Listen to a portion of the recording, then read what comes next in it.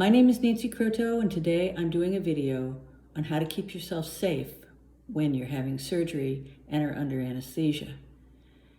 Anesthetic drugs change the way your body responds to insulin. It can make your blood sugars go higher or lower. It can make the rate of the fall or rise faster or slower.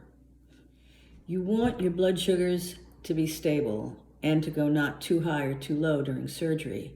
Historically, surgical teams have used older technologies like finger sticks, and they don't know how to use continuous glucose monitors. Historically, these surgical teams take a BG before surgery, periodically during surgery, and then afterwards in the recovering room.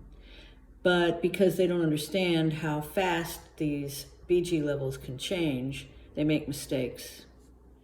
Since you're going to be unconscious, how can you protect yourself?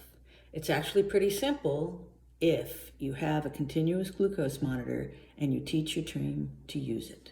So first, find out who your surgical team is and contact them in advance to explain to them that you're a type 1 diabetic with special needs and that anesthesia changes the way your blood responds to insulin.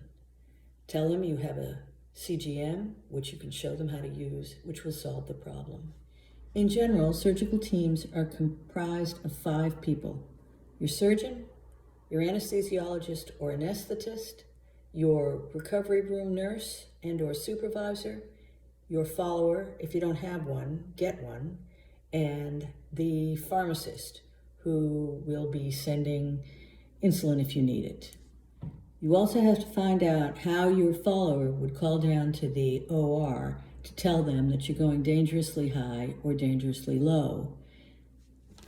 Contact your surgical team members twice. The first time is several days before the surgery to explain what you're going to do. Second of all is to give them a letter the morning of surgery. There's usually a meeting right before surgery.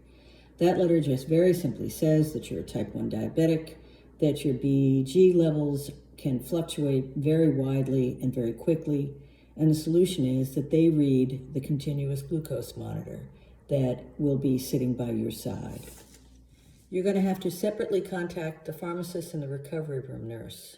The pharmacist needs to be contacted to make sure that if they are sending insulin down to the OR, they send short-acting, not long-acting, because sometimes the pharmacists get confused. And the recovery room nurse is the person who's going to be watching you, and the recovery room nurse will not be in the pre-surgical meeting. Your follower can just watch your blood sugar from wherever your follower is. These iPhones, for example, they broadcast to a follower anywhere. You can be in California and they will broadcast to New York. And it's my experience that they'll broadcast from the OR too.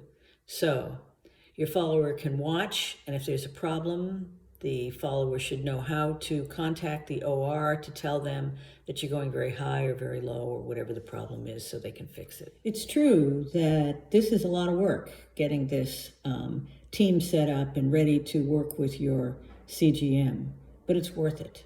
It's my opinion that a lot of the mistakes and bad things that happen in surgery to type 1 diabetics come from inadequate blood sugar monitoring.